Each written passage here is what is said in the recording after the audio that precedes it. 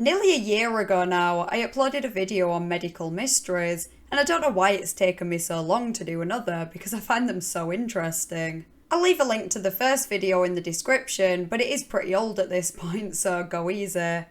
If you enjoy internet mysteries, conspiracies, and true crime, feel free to subscribe and turn on notifications for more content like this. I also have a Patreon and a PayPal, so if you're interested in supporting the channel, feel free to check those out, links will be in the description.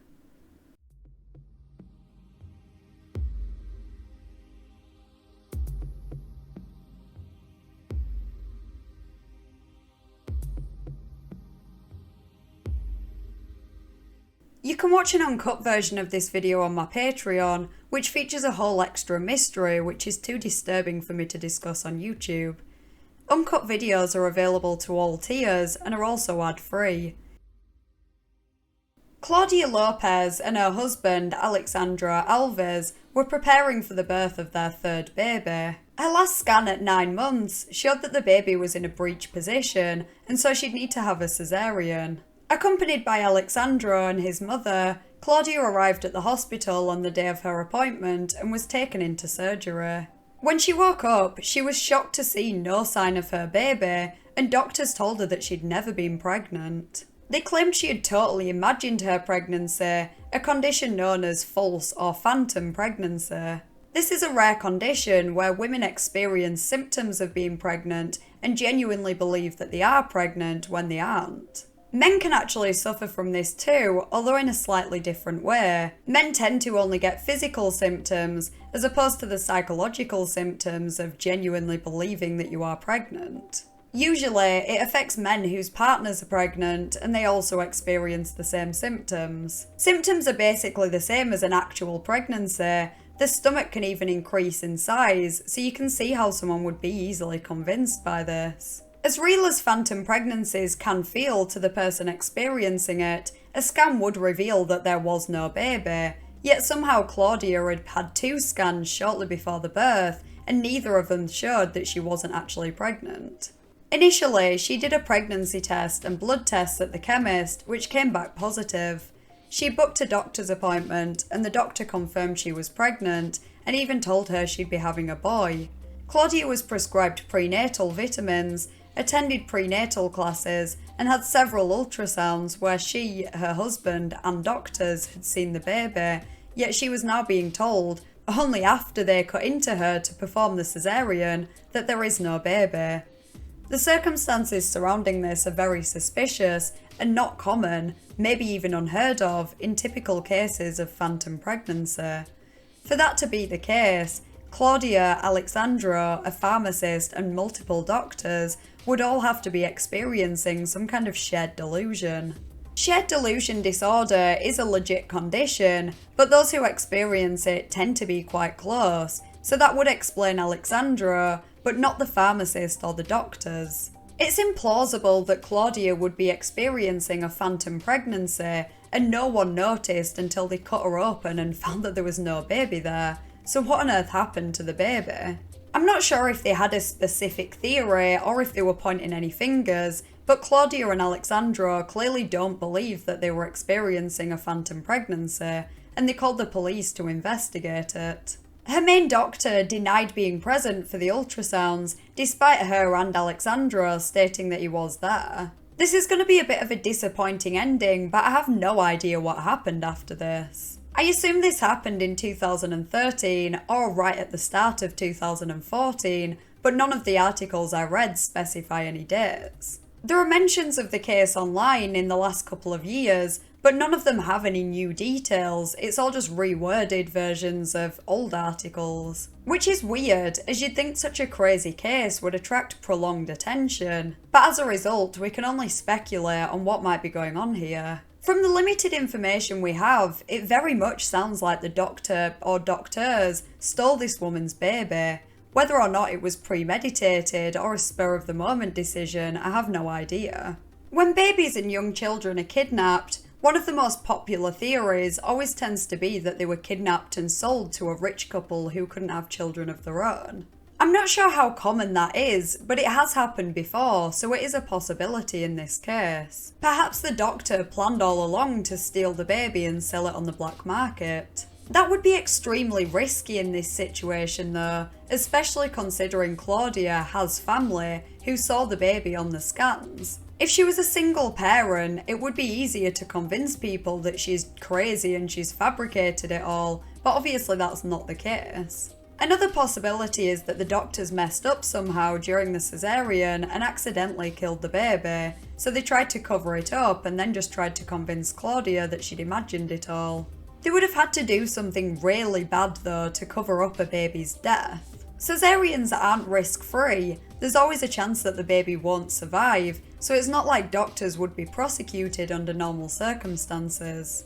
It would have to have been a bad mistake, and something that involved many different people, because there's not just a doctor and a surgeon involved in a cesarean, multiple people would have had to cover this up. It just sounds a bit of a stretch to me personally, but I guess we can't rule it out. The only other possibility I can think of is that this really was just a phantom pregnancy. Alexandra was interviewed by the Daily Mail, and it sounds like that article and others about the situation are going pretty much solely off what Alexandra has said about the situation himself. I wonder if there ever were any ultrasounds, or if Claudia and Alexandra were experiencing shared delusional disorder and really believed they'd had these positive tests and the ultrasounds and doctor's appointments when in actuality they'd never happened. Maybe they had an appointment with a doctor who told them that Claudia wasn't pregnant, but they were just so in denial that they unconsciously fabricated everything else. If everything Alexandra told the Daily Mail is true, there's almost definitely something very fishy going on here. But we only have his perspective, so we don't know if certain details really did happen, or if he and Claudia just really believed that they happened. The lack of updates since this was originally posted leads me to believe that there was no evidence of foul play found against the doctors. Which doesn't necessarily mean they're innocent, but it does make the possibility of a phantom pregnancy seem a little bit more likely. What doesn't tie in with that though is the cesarean. If everything was totally fabricated by Claudia and Alexandra, how could doctors allow it to get to a cesarean? Unless that didn't happen either and was also part of the delusion. If anyone else can find any more information on this, then please let me know, because I'm so curious to know what happened. Aquagenic urticaria is a rare condition where urticaria, or hives, develop rapidly after the skin comes into contact with water. It's also known as a water allergy, though it isn't a true histamine-releasing allergic reaction like other allergies. The main symptom is hives, which is a skin rash with red, itchy, and sometimes stinging bumps on the skin. It often develops on the neck, arms, and upper half of the body, and lasts for around 30 to 60 minutes after exposure to water of any temperature. It's more common in women, and symptoms usually start around the onset of puberty. There is a similar condition, aquagenic pruritus, which is characterised by itching of the skin after coming into contact with water, but without the presence of physical hives. Aquagenic urticaria is diagnosed using a clinical history and water challenge test, which is where a 35°C water compress is applied to the upper body for 30 minutes.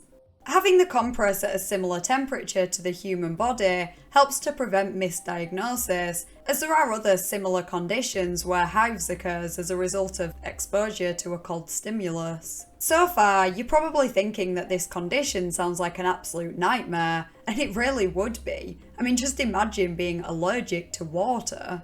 While any allergy is inconvenient at best, many triggers can be avoided. Even with something like hay fever, where it's recommended that you limit your time outside. That can be difficult, but it's easier to avoid pollen than water. You need to drink water, you need to be surrounded by it when you shower. Water literally falls from the sky when it rains. And it doesn't even stop there. Rashes can be induced by sweat, tears, and saliva too. Experiencing that would be bad enough, but the level of anxiety caused by basic body functions and everyday activities would dramatically reduce the quality of life for someone suffering with this condition. So how is this a medical mystery? Well, the cause of it isn't fully understood, and there's also no cure for it either. It's thought that genetics might play a role in the development of the condition, as familial cases have been reported, but most cases are sporadic. A genetic link hasn't been proven. It's possible that where familial cases have been reported, that those family members experience different inherited conditions which may have triggered the water allergy. The condition might be linked to other sensitivities such as lactose intolerant, but there's no definitive proof for that. One theory is that the hives are not caused by the water itself, but with a substance that has been dissolved into the water, such as chlorine, or that the allergic response has been triggered by an interaction between the water and a substance that is found on the skin. That would make sense for most cases, because as I understand it, the symptoms of this condition are primarily skin related, as in the hives don't occur internally. There are some people who can't even drink water without having difficulty breathing or swallowing, but in less severe cases, the main problem is water coming into contact with the skin. There is constantly water in our bodies. If people with this condition really were allergic to H2O specifically, you'd think they'd be experiencing constant severe symptoms, and not just on the skin. But that's just my logic. I don't know, I'm not a doctor. As I said, there is no cure for this condition, and with it being so rare, there's probably not going to be a cure anytime soon, because medical research inevitably focuses on conditions which will affect more people. Avoidance of water is the best thing that can be recommended. Taking shorter showers, not going out when it's raining, and eating food with a less high water content. Antihistamines can be taken to reduce the allergic response, and creams can be used as a barrier between water and the skin when avoidance is not possible. Phototherapy has actually been shown to resolve symptoms in a few cases, but no solid evidence backs this up. Due to a lack of research into treatment, effectiveness and safety cannot be guaranteed, but I guess in a situation like that, you'd probably just be willing to try anything. On the 20th of December 1980, 19-year-old Jean Hilliard was driving to her parents' home in Lengby, Minnesota, when her car slid off the road and got stuck in a ditch. She was within walking distance of her friend's house, so decided to head there rather than waiting for help at the car. Not the best decision, considering the temperature was well below zero, around minus 30 degrees, and she wasn't dressed in warm clothes. After walking for around an hour, Jean arrived at her friend's house but collapsed in the yard without anyone knowing until the next morning. She was found by a neighbour lying in the snow, seemingly completely frozen solid. When she arrived at the hospital, roughly 6 hours after the accident, doctors were doubtful that she'd survive, and the possibility of a full recovery was almost non-existent. She was so cold that her body temperature didn't even register on the thermometer, meaning it was less than 80 degrees Fahrenheit or 26.7 degrees Celsius. Jean was severely frostbitten and none of her limbs could bend or move. She only had a very slow and faint heartbeat and took around 2 or 3 breaths a minute. 2 hours later, she suddenly went into violent convulsions. At this point, any sign of life would have been welcomed, but Jean was nowhere near out of the woods yet. Even if she survived, there's a good chance that she'd have serious brain damage and that she'd need both legs amputating. Amazingly, Jean eventually woke up. She later recalled what happened. "I woke up in the hospital about noon. Things were kind of hazy and people were asking me questions as to who I am and things like that. And I couldn't figure out why they were talking to me that way or why they were treating me that way. Of course, I knew these people. Of course, I knew who I was. I mean, what's the big deal?" Much to the surprise of doctors, she seemed totally fine and actually made a full recovery with no signs of brain damage. Her legs, which had darkened in colour due to the frostbite, started to return to their normal colour. Her recovery is often cited as a miracle, with people claiming that a prayer chain saved her life, and Jean herself even seems open to the possibility of divine intervention. Before she woke up, a member of staff at the hospital called the pastor and various other people, who also called various other people, and they all prayed for Jean to make a full recovery, and she did. But as with most stories regarding anything supernatural, Details are often missed out and misrepresented. As soon as she arrived at the hospital, doctors were obliged to do everything they could to save her, and immediately after, the media chalked up her recovery to electric heating pads and oxygen tanks. It seems that Jean's parents always believed that the recovery was a miracle, but as the story got shared more over the years, that theory just became more widely accepted. While she was lucky to survive regardless, it's not like what happened to her is totally unheard of. There's even a term known to doctors that no one is really dead until they're warm and dead. 25-year-old Justin Smith was found unconscious on the roadside one morning in 2016 after a night out drinking with friends. He had been in sub-zero temperatures for more than 12 hours and had no pulse or blood pressure. He did lose 2 fingers and some toes, but other than that made a full recovery, which is quite amazing considering he was out there twice as long as Jean. While there isn't always a clear explanation in some cases like this, there are a few theories as to how Jean and others survived such extreme hypothermia. One is that Jean had alcohol in her system, which prevented her organs from freezing like other parts of her body and could have reduced any permanent damage done to the body. According to Dr. David Plummer, a professor of emergency medicine, as a person's body cools down, its blood flow slows way down, requiring less oxygen, like a form of hibernation. If their blood flow increases at the same rate as their body warms up, they can often recover as Jean Hilliard did. So when you dissect it, this is more of an interesting but sensationalised story rather than an actual unsolved mystery, but at least we had a happy ending for once. I'd be interested to hear your thoughts and theories in the comments, plus any medical mysteries you know of. If you enjoyed the video, please consider liking and subscribing. Huge thank you to my patrons whose names are on screen now. I really appreciate your support. Thanks for watching, and I'll see you next Thursday in a new video.